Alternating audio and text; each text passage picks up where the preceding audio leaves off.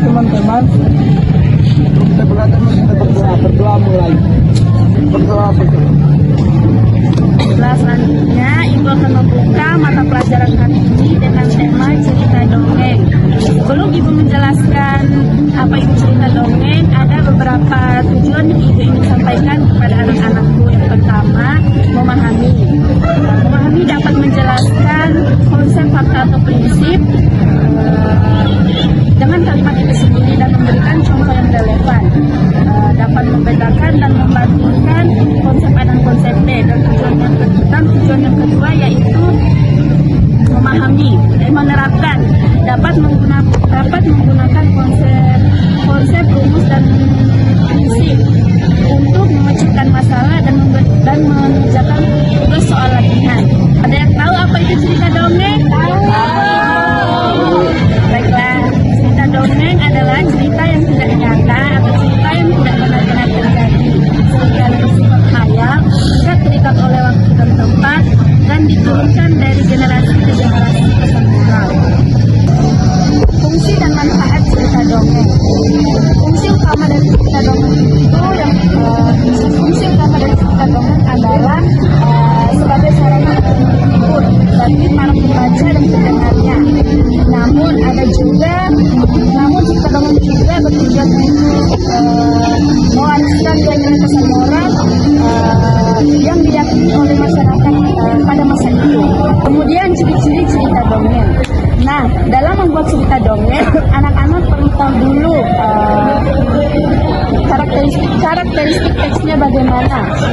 Karakteristik teksnya yang pertama, ceritanya singkat, dan yang kedua, kalimat membuka umumnya diawali dengan kata seperti pada zaman dahulu, pada masa itu, pada suatu hari, dan lain sebagainya. Dan yang ketiga, ada dua tokoh yang berwatak berlawanan, yaitu yang baik dan jahat. Anak-anak pernah dengar cerita dongeng yang berjudul Bang Merah dan Bang Putih? Belum pernah, Bu. Nah, di situ ada dua tokoh yang berwatak perlawanan, yang jahat dan yang baik. Yang jahat akan mendapatkan imbalan kejahatan atau keburukan, dan yang baik akan mendapatkan imbalan kebaikan dan menyenangkan. Kemudian unsur-unsur cerita dongeng. Unsur-unsur cerita dongeng. Nah, seperti jenis teks lainnya, cerita dongeng juga punya unsur pembentukannya. Yang pertama, tema, seperti gagasan atau ide utama dari cerita dongeng. Dan yang kedua, latar, keterangan suasana, waktu dan ruang terjadinya suatu peristiwa. Dan yang ketiga, seperti peristiwa yang terjadi pada dongeng.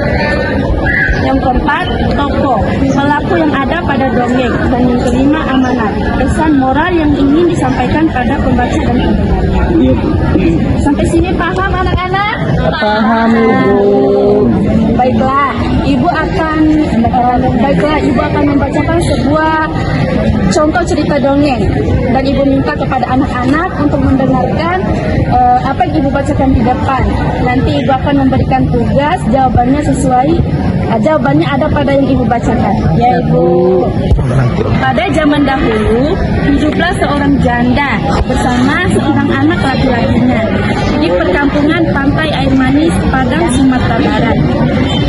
Perempuan itu bernama Mande Rubaya, sedangkan anak laki-lakinya bernama Maling Kundang. Sejak kanak-kanak, Maling Kundang sudah ditinggal mati oleh ayahnya. Pada saat Maling menginjak dewasa, ada kapal besar berlabuh di pantai air manis. Kedatangan kapal tersebut meneguhkan hatinya untuk pergi ke rantau. Kata Maling, "Bu, saya ingin mencari kerja, merantau ke negeri orang." Kata Maling dengan suara lirih, "Belum tentu setahun sekali ada kapal yang merapat di pantai ini. Saya akan mencari kerja agar nasib kita berubah dan terbebas dari kemiskinan."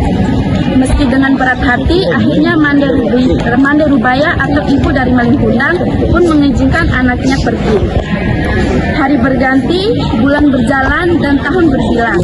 Maling telah pergi meninggalkan kampungnya tanpa pernah memberikan kabar kepada ibunya. Pada suatu hari, sebelum kapal besar berlabuh di pantai air manis, melihat hal itu, Mande supaya ikut berdesak mendekati kapal tersebut. Ia sangat yakin bahwa lelaki muda itu adalah maling kundang. Tanpa canggung, dia langsung memeluk Malin erat-erat seolah takut kehilang anaknya. Ibunya berkata, "Malin, anakku, mengapa begitu lamanya kau meninggalkan ibu?"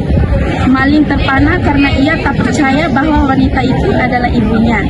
Sebelum sempat berpikir, istrinya yang cantik itu berkata, "Cih, wanita buruk inikah ibumu? Mengapa kau membohongi aku?" Lalu dia berkata lagi, "Bukankah dulu kau katakan ibumu adalah seorang bangsawan sederajat dengan kami?"